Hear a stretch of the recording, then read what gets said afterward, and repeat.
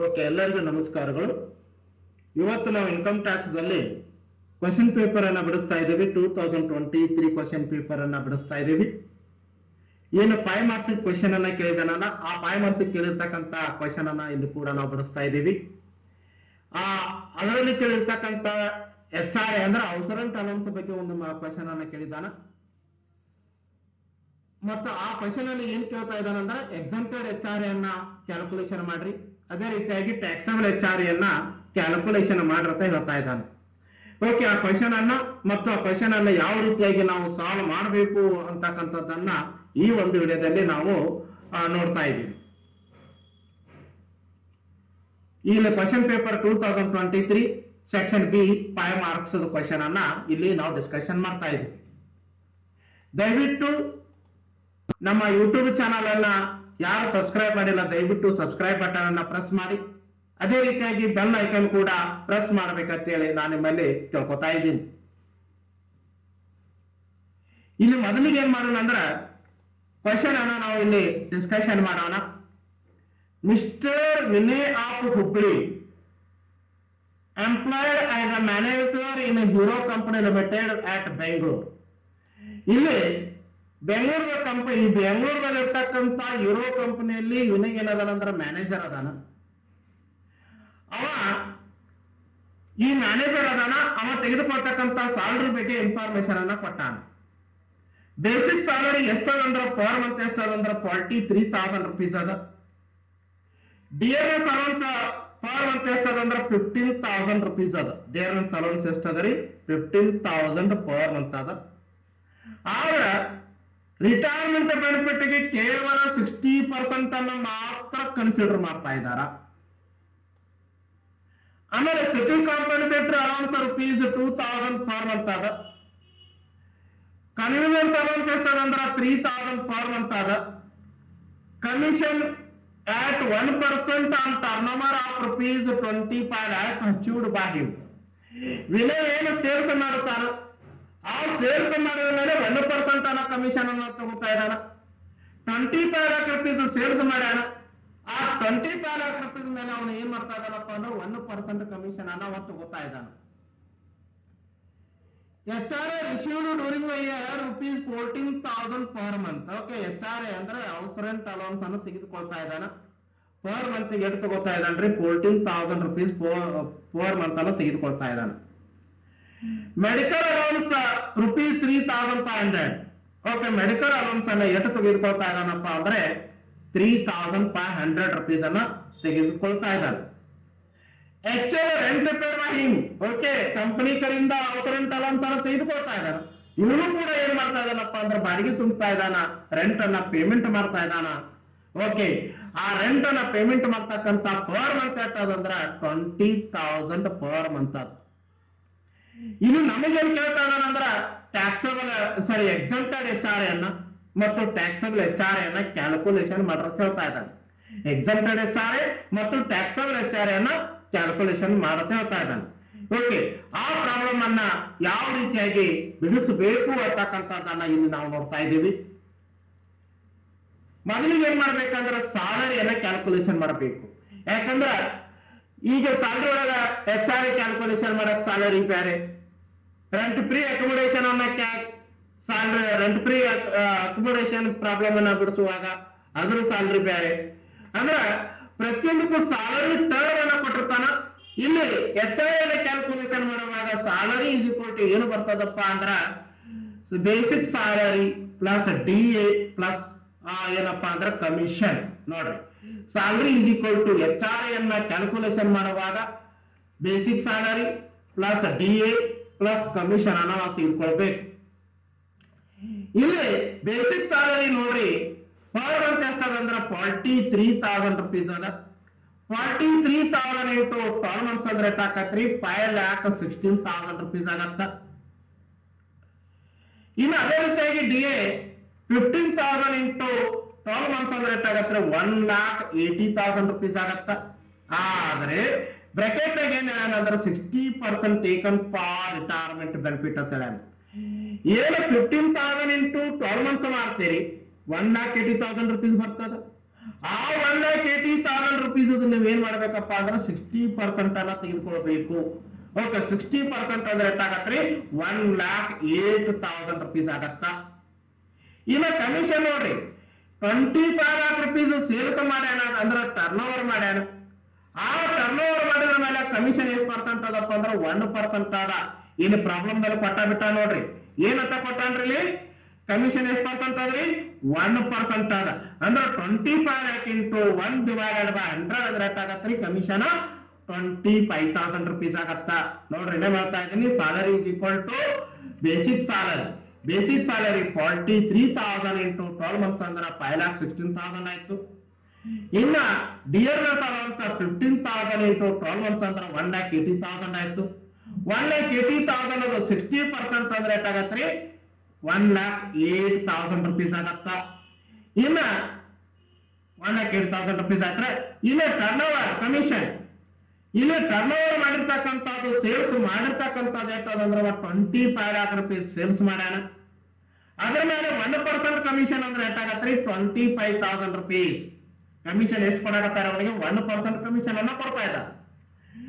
25 lakh rupees ಮೇಲೆ 1% commission ಅಂದ್ರೆ ಎಷ್ಟಾಗತ್ರಿ? 25,000 rupees ಆಗತ್ತ. ಅಂದ್ರ ಸ್ಯಾಲರಿ ಇಸ್ ಈಕ್ವಲ್ ಟು ಎಷ್ಟಾಗತ್ರಿ? 6,49,000 rupees ಆಗತ್ತ. Okay, salary is equal to ಎಷ್ಟಾಗತ್ರಿ? 6,49,000 rupees ಆಗತ್ತ. ಓಕೆ, HRA ಪ್ರಾಬ್ಲಮ್ ಅನ್ನ ಬಿಡಿಸೋಕ್ಕಿಂತ ಮೊದಲು ನಾವೇನ್ ಮಾಡ್ಬೇಕಂದ್ರ ಸ್ಯಾಲರಿ ಎಷ್ಟಾಗತ್ತ ಅನ್ನೋದು ನೋಡ್ಕೋಬೇಕು. ಆಮೇಲೆ ನಾವು HRA ಎಕ್ಸಂಪ್ಷನ್, HRA ಟ್ಯಾಕ್ಸಬಲ್ ಅನ್ನ ಕ್ಯಾಲ್ಕುಲೇಷನ್ ಮಾಡಬೇಕು. ಯಾವುದೇ HRA ಗೆ ಸಂಬಂಧಪಟ್ಟಿರ್ತಕ್ಕಂಥ ಪ್ರಾಬ್ಲಮ್ ಅನ್ನ ಮಾಡೋಕ್ಕಿಂತ ಮುಂಚಿತಾಗಿ ಏನ್ ಮಾಡ್ಬೇಕಂದ್ರೆ ಮೊದಲು ಸ್ಯಾಲರಿ ಮಾಡಬೇಕು. ಸ್ಯಾಲರಿ ಇಸ್ ಈಕ್ವಲ್ ಟು ಏನದಪ್ಪ ಅಂದ್ರೆ basic salary plus DA plus commission. ಈಗ ಪ್ರಾಬ್ಲಮ್ ಅನ್ನ ಸ್ಟಾರ್ಟ್ ಮಾಡೋಣ. ಮ್ಯಾಗ ಅವನ ಹೆಸರು ಹಾಕೋಬೇಕು, ಮಿಸ್ಟರ್ ವಿನಯ್ ಅಂತ ಬರೀಬೇಕು. ಇದನ್ನ ಇದು ಬರ್ದಿಲ್ಲ, ದಯವಿಟ್ಟು ತಾವು ಬರ್ಕೋಬೇಕು. ಮಿಸ್ಟರ್ ವಿನಯ್ ಅಂತ ಬರೋದು calculation of exempted and taxable HRA. ನೋಡಿ, ಮೊದಲು ಏನ್ ಮಾಡ್ರಿ, ಆಕ್ಚುಲ್ HRA ರಿಸೀವ್ಡ್ ಅನ್ನ ತಗೋರಿ. ಇಲ್ಲಿ ಕೊಟ್ಟೆ ಬಿಟ್ಟು ಪ್ರಾಬ್ಲಮ್ ದಲ್ಲಿ HRA received during the year rupees 14,000 per month. 14,000 per month into 12 months ಅಂದ್ರೆ ಎಷ್ಟಾಗತ್ರಿ? 1,68,000 rupees ಆಗತ್ತ. ನೋಡ್ರಿ, HRA received during the year 14,000 into 12 months ಅಂದ್ರೆ ಎಷ್ಟಾಗತ್ರಿ?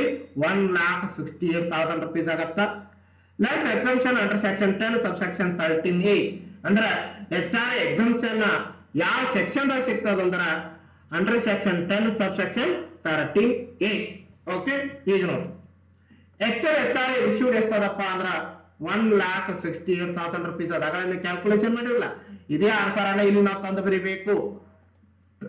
ಆಕ್ಚುಲ್ HRA ರಿಸೀವ್ಡ್ ಆಗಲೇ ಬರ್ದೇ ಇಲ್ರಿ, ಸೇಮ್ ಅಮೌಂಟ್ ಅನ್ನ ಇಲ್ಲಿ ನಾವು ತಂದು ಬರೀಬೇಕು. ಏನ್ ಮಾಡ್ಬೇಕ್ರಿ? ಸೇಮ್ ಅಮೌಂಟ್ ಅನ್ನ ಇಲ್ಲಿ ನಾವು ತಂದು ಬರೀಬೇಕಾಗ್ತದ. ಗೊತ್ತಾಯ್ತ್ರಿ? ಇಲ್ಲಿ ಆಕ್ಚುಲಿ HRA ರಿಸೀವ್ಡ್ ಅಮೌಂಟ್ ಅನ್ನ ಏನು ಬರ್ದೇವಲ್ಲ ಅದೇ ಅಮೌಂಟ್ ಅನ್ನ ಇಲ್ಲಿ ನಾವು ತಂದು ಬರೀಬೇಕು. ಓಕೆ, ಮಾಡಿ ಬರೀಬೇಕು, ರಿಪೀಟ್ ಆಯ್ತು. Next rent paid by employee. Next step ಏನ್ರಿ? ರೆಂಟ್ ಪೇಡ್ ಬೈ ಎಂಪ್ಲಾಯಿ ಅನ್ನ ತಗೋಬೇಕು. ಇವ ಎಷ್ಟು ರೆಂಟ್ ಅನ್ನ ಪೇಮೆಂಟ್ ಮಾಡೋಣ? Actual rent paid by him is rupees 20,000 per month. ನೋಡ್ರಿ, actual rent paid by him is rupees 20,000 per month. ಅದು 20,000 into 12 months ಅಂದ್ರೆ ಎಷ್ಟಾಗತ್ರಿ? 2,40,000 rupees ಆಗತ್ತ. ಇನ್ನೇನ್ ಹೇಳ್ತಾ ಇದೀನಿ ನೋಡ್ರಿ, actual rent paid by him rupees 20,000 into 12 months ಅಂದ್ರೆ ಎಷ್ಟಾಗತ್ರಿ? 2,40,000 rupees ಆಗತ್ತ. ನೆಕ್ಸ್ಟ್ ಇದ್ರೊಳಗೆ ನಾವ್ ಏನ್ ಮಾಡ್ಬೇಕಪ್ಪ ಅಂದ್ರೆ 10% ಆಫ್ ಸ್ಯಾಲರಿನ ಲೆಸ್ ಮಾಡ್ಕೋಬೇಕು. ನೋಡ್ರಿ, ಸ್ಯಾಲರಿ ಎಷ್ಟಂದ್ರಿ? 6,49,000 ಅದು. 6,49,000 ಅದು 10% ಅಂದ್ರೆ ಎಷ್ಟಾಗತ್ರಿ? 64,900 rupees ಆಗತ್ತ. ನೋಡ್ರಿ, ಏನೇನು ರೆಂಟ್ ಪೇಮೆಂಟ್ ಎಂಪ್ಲಾಯಿ ಏನು ರೆಂಟ್ ಪೇಮೆಂಟ್ ಮಾಡೋಣಲ್ಲ, ಆ ಎಂಪ್ಲಾಯಿ ಏನು ರೆಂಟ್ ಪೇಮೆಂಟ್ ಮಾಡೋಣಲ್ಲ, ಪೇಮೆಂಟ್ ಮಾಡಿದ್ರೊಳಗೆ ಇವನು 10% ಸ್ಯಾಲರಿನ ನಾವು ಲೆಸ್ ಮಾಡ್ಕೋಬೇಕು. ಸ್ಯಾಲರಿ ಎಷ್ಟದಂದ್ರೆ ಟೋಟಲ್ ಸ್ಯಾಲರಿ ಎಷ್ಟದಂದ್ರೆ 6,49,000 rupees ಅದ. 6,49,000 ಅದು 10% ಅಂದ್ರೆ ಎಷ್ಟಾಗತ್ರಿ? 64,900 rupees ಆಗತ್ತ. ಈ 2,40,000 rupees ಒಳಗ 64,900 rupees ಅನ್ನ ಲೆಸ್ ಮಾಡ್ರಿ, ಆನ್ಸರ್ ಎಷ್ಟು ಬರ್ತೈತ್ರಿ? 1,75,100 rupees ಬರ್ತದ. ನೋಡ್ರಿ, 2,40,000 rupees ಒಳಗ 64,900 rupees ಅನ್ನ ಲೆಸ್ ಮಾಡ್ರಿ. ಲೆಸ್ ಮಾಡೋಣ ಆನ್ಸರ್ ಎಷ್ಟು ಬರ್ತೈತ್ರಿ? 1,75,100. Okay, next third step 40% of salary. ಈ ಥರ್ಡ್ ಸ್ಟೆಪ್ ಏನ್ ತಗೋಬೇಕಪ್ಪ ಅಂದ್ರೆ 40% ಆಫ್ ಸ್ಯಾಲರಿ ಮುಂಬೈ, ಕಲ್ಕತ್ತಾ, ಚೆನ್ನೈ, ದೆಹಲಿ ಒಳಗಿದ್ದ ಅಂದ್ರೆ ಇವು 4 ಸಿಟಿ ಒಳಗಿದ್ದ ಅಂದ್ರೆ ಬಿಗ್ ಸಿಟಿ ಒಳಗೆ ಮುಂಬೈ, ಕಲ್ಕತ್ತಾ, ಚೆನ್ನೈ, ದೆಹಲಿ ಇವು 4 ಸಿಟಿ ಒಳಗೆ ಏನಾದ ಇದ್ದ ಅಂದ್ರೆ 50% ಆಫ್ ಸ್ಯಾಲರಿನ ತಗೋಬೇಕು. ಇವು ಬಿಟ್ಟು ಬೇರೆ ಯಾವುದೇ ಸಿಟಿ ಕೊಡಲ್ಲಪ್ಪ. ಅಹಮದಾಬಾದ್ ಅರ ಕೊಡಲಕ್ಕ, ಗುಜರಾತ್ ಅರ ಕೊಡಲಕ್ಕ, ಸಾರಿ ಅಹಮದಾಬಾದ್ ಅರ ಕೊಡ್ಬೋದು, ಚೆನ್ನೈ ಅರ ಬಿಜಾಪುರ ಅರ ಕೊಡ್ಬೋದು, ಬೆಂಗಳೂರು ಕೊಡ್ಬೋದು, ಅಥವಾ ಬೆಳಗಾವಿ ಅರ ಕೊಡ್ಬೋದು. ಒಟ್ಟಾರೆ 40% ಆಫ್ ಸ್ಯಾಲರಿ ತಗೋಬೇಕು. ಇವು 4 ಸಿಟಿ ಒಳಗ ಏನಾದ್ರು ಜಾಬ್ ಮಾಡ್ತಾ ಇದ್ದಂದ್ರ 50% ಆಫ್ ಸ್ಯಾಲರಿ ತಗೋರಿ. ಅಂದ್ರೆ ಯಾವ ಸಿಟಿ ಬಿಗ್ ಸಿಟಿಗಳು? ಮುಂಬೈ, ಕಲ್ಕತ್ತಾ, ಚೆನ್ನೈ, ದೆಹಲಿ. ಈ 4 ಸಿಟಿ ಒಳಗೆ ಏನಾದ್ರೂ ಜಾಬ್ ಮಾಡ್ತಿದ್ದ ಅಂದ್ರ ಮೊದಲಲ್ಲಿ ನಾವೇನ್ ಮಾಡ್ಬೇಕಂದ್ರೆ ಪ್ರಾಬ್ಲಮ್ ದಾಗ ಐಡೆಂಟಿಫೈ ಮಾಡ್ಬೇಕು. ಓಕೆ, ಯಾವ ಸಿಟಿ ಒಳಗೆ ಅದಾನ, ಯಾವ ಸಿಟಿ ಒಳಗೆ ಜಾಬ್ ಮಾಡಕತ್ತಾನ ಅನ್ನೋದು ನೋಡ್ಕೋಬೇಕು. ಇವು 4 ಸಿಟಿ ಬಿಟ್ಟು ಬೇರೆ ಬೇಕಾದ ಸಿಟಿ ಕೊಡಲಕ್ಕ ನಾವು 40% ಆಫ್ ಸ್ಯಾಲರಿ ತಗೋಬೇಕು. ಒಂದೇ ಅದೇ ಸಿಟಿ ಒಳಗ 4 ಸಿಟಿ ಒಳಗೆ ಜಾಬ್ ಮಾಡ್ತಾ ಇದ್ದ ಅಂದ್ರ 50% ಆಫ್ ಸ್ಯಾಲರಿ ತಗೋಬೇಕು. ಅಲ್ಲಿ 40% ಆಫ್ ಸ್ಯಾಲರಿ ತಗೊಳಕ್ ಬರಂಗಿಲ್ಲ. ಇಲ್ಲಿ ಬೆಂಗಳೂರಾಗಿರೋದ್ರಿಂದ ನಾವು 40% ಆಫ್ ಸ್ಯಾಲರಿ ತಗೋತಾ ಇದೀವಿ. ನೋಡಿ, ಇಲ್ಲಿ ಸ್ಯಾಲರಿ ಎಷ್ಟಾದ ಅಂದ್ರೆ 6,49,000 ಅದ. 6,49,000 into 40 divided by 100 ಅಂದ್ರೆ ಎಷ್ಟಾಗತ್ತೆ? 40% ಆಫ್ ಸ್ಯಾಲರಿ ತಗೋಬೇಕು. 6,49,000 into 40 divided by 100 ಅಂದ್ರೆ ಎಷ್ಟಾಗತ್ತೆ? 2,59,600 rupees ಆಗತ್ತ. ನೋಡ್ರಿ, 6,49,000 into 40 divided by 100 ಅಂದ್ರ ಎಷ್ಟಾಗತ್ತೆ? 2,59,600 rupees ಆಗತ್ತ. ಓಕೆ, ಈ ಮೂರು ಒಳಗ ಯಾವ್ದು ಕಡಿಮೆ ಆಗ್ತದ ನೋಡ್ಕೋಬೇಕು. ಯಾವ್ರಿ? ನೋಡ್ರಿ, ಈ ಮೂರು ಒಳಗ 1,68,000, 1,75,100, 2,59,600 ಈ ಮೂರು ಒಳಗೆ ಯಾವ್ದು ಕಡಿಮೆ ಆಗ್ತದ ನೋಡ್ಕೋಬೇಕು. ಆಕ್ಚುಲಿ HR issued 1,68,000 ಅದ. ರೆಂಟ್ ಪೇಡ್ ಬೈ ಎಂಪ್ಲಾಯಿ ಅದ. Axis rent paid by employee 10% of salary over 10% of salary 1,75,100 ಅದ. 40% ಆಫ್ ಸ್ಯಾಲರಿ ಎಷ್ಟಾದ್ರಿ? 2,59,600 ಅದ. ಈ ಮೂರು ಅಮೌಂಟ್ ಒಳಗೆ ಯಾವ್ದು ಕಡಿಮೆ ಆಕೈತಿ ಆ ಅಮೌಂಟ್ ಅನ್ನ ನಾವೇನ್ ಮಾಡ್ತೇವೆ? ಎಕ್ಸಾಮ್ಟೆಡ್ ಅಂತ ಕರಿತೇವಿ. ಅಂದ್ರ ನೋಡ್ರಿ, 1,68,000 or 1,75,100 or 2,59,600 ಈ ಮೂರು ಒಳಗೆ ಯಾವ ಅಮೌಂಟ್ ಕಡಿಮೆ ಆಗ್ತದಲ್ಲ that is exempted HRA. That is exempted HRA. ಈ ಮೂರು ಒಳಗ whichever is the least. ನೋಡಿ, 1,68,000 or 1,75,100 or 2,59,600 ಯಾವ್ದು ಕಡಿಮೆ ಆಗ್ತದ? ಇಲ್ಲಿ 1,68,000 rupees ಕಡಿಮೆ ಆಗ್ತದ. ಓಕೆ, 1,68,000 rupees ಕಡಿಮೆ ಆಗ್ತದ. ಈ ಕಡಿಮೆ ಆಗಿರ್ತಕ್ಕಂಥ ಅಮೌಂಟ್ ನಾವೇನಂತ ಕರಿತೇವೆ? ಅದಕ್ಕ ಎಕ್ಸಾಮ್ಟೆಡ್ HRA ಅಂತ ಕರಿತಾ ಇದೀವಿ. ಓಕೆ, ಆಕ್ಚುಯಲ್ HRA ಇಶ್ಯೂಡ್ ಒಳಗ 1,68,000 rupees ಅನ್ನ ಲೆಸ್ ಮಾಡ್ರಿ. ಓಕೆ, ಆಕ್ಚುಯಲ್ HRA ಇಶ್ಯೂಡ್ ಎಷ್ಟಾದ್ರು? 1,68,000 ಅದಲ್ರಿ. ನೋಡ್ರಿ, ಆಕ್ಚುಯಲ್ HRA ಇಶ್ಯೂಡ್ ಎಷ್ಟಾದ್ರಿ? 1,68,000 rupees ಅದ. ಎಕ್ಸಾಮ್ಟೆಡ್ HRA 1,68,000 rupees ಅದ. ಅಂದ್ರ ಆಕ್ಚುಯಲ್ HRA ಇಶ್ಯೂಡ್ ಒಳಗ 1,68,000 rupees ಒಳಗ 1,68,000 rupees ಎಕ್ಸಾಮ್ಟೆಡ್ ಅನ್ನ ಲೆಸ್ ಮಾಡ್ರಿ. ನೋ ಟ್ಯಾಕ್ಸ್ ಅಂದ್ರ ನೋ ಟ್ಯಾಕ್ಸಬಲ್ HRA. ಅಂದ್ರ ಯಾವುದಕ್ಕೂ ಅಮೌಂಟ್ಗೆ ಇವನಿಗೆ ಟ್ಯಾಕ್ಸ್ ಬೀಳಂಗಿಲ್ಲ. ಅಂದ್ರ ಪೂರ್ತಿ ಎಕ್ಸಾಮ್ಷನ್ ಆಗ್ತದ. ಗೊತ್ತಾಯ್ತ್ರಿ? ಪೂರ್ತಿ ಎಕ್ಸಾಮ್ಷನ್ ಆಗತ್ತ. ಅದಕ್ಕೆ ನಾವೇನ್ ಮಾಡ್ಬೇಕಪ್ಪ ಅಂದ್ರೆ ಇಲ್ಲಿ exempted HRA 1,68,000 no taxable HRA. Okay, ನೋಡ್ರಿ, ನೋ ಟ್ಯಾಕ್ಸಬಲ್ HRA ಗೊತ್ತಾಯ್ತ್ರಿ? ನೋಡ್ರಿ, ಇಲ್ಲಿ ಆಕ್ಚುಯಲ್ HRA ಇಶ್ಯೂಡ್ ಎಷ್ಟದಪ್ಪ ಅಂದ್ರೆ 1,68,000 rupees ಅದ. 1,68,000 rupees ಒಳಗೆ 1,68,000 HRA ಎಕ್ಸಾಮ್ಟೆಡ್ HRA ಲೆಸ್ ಮಾಡ್ರಿ. ನೋ ಟ್ಯಾಕ್ಸಬಲ್ HRA ಅಂದ್ರೆ ಇವನಿಗೆ ಯಾವುದು ಟ್ಯಾಕ್ಸಬಲ್ ಇರ್ತಕ್ಕಂಥ HRA ಇವನಿಗೆ ಬರಂಗಿಲ್ಲ. ಆದ್ರಿಂದ ನಿಲ್ ಆಗತ್ತ. ಓಕೆ, ಟ್ಯಾಕ್ಸಬಲ್ HRA ನಿಲ್. ಓಕೆ, ಇಲ್ಲಿವರೆಗೆ ನೀವು ಪ್ರಾಬ್ಲಮ್ ಅನ್ನ ಎಚ್.ಆರ್.ಐ ಅನ್ನ ಯಾವ ರೀತಿಯಾಗಿ ಬಿಡಿಸಬೇಕು ಅಂತಕ್ಕಂಥದ್ದನ್ನ ನೀವು ತಿಳ್ಕೊಂಡಿರತ್ತ ನಾ ತಿಳ್ಕೊಂಡಿದ್ದೀನಿ. ದಯವಿಟ್ಟು ನಮ್ಮ ಈ ವಿಡಿಯೋನ ಲೈಕ್ ಮಾಡಿ, ನಿಮ್ಮ ಫ್ರೆಂಡ್ ಸರ್ಕಲ್ಗೆ ಶೇರ್ ಮಾಡಿ. ಅದೇ ರೀತಿಯಾಗಿ ನಿಮ್ಮ ಅಭಿಪ್ರಾಯ, ನಿಮ್ಮ ಸಲಹೆ ಸೂಚನೆಗಳನ್ನ ಕೆಳಗಡೆ ಕೊಟ್ಟಿರ್ತಕ್ಕಂಥ ಕಮೆಂಟ್ ಬಾಕ್ಸ್ ನಲ್ಲಿ ಕಮೆಂಟ್ ಅನ್ನ ಬರಿಬೇಕಂತ ಹೇಳಿ ಕೇಳ್ಕೊತಾ ಇದ್ದೀನಿ. Thank you for watching the class.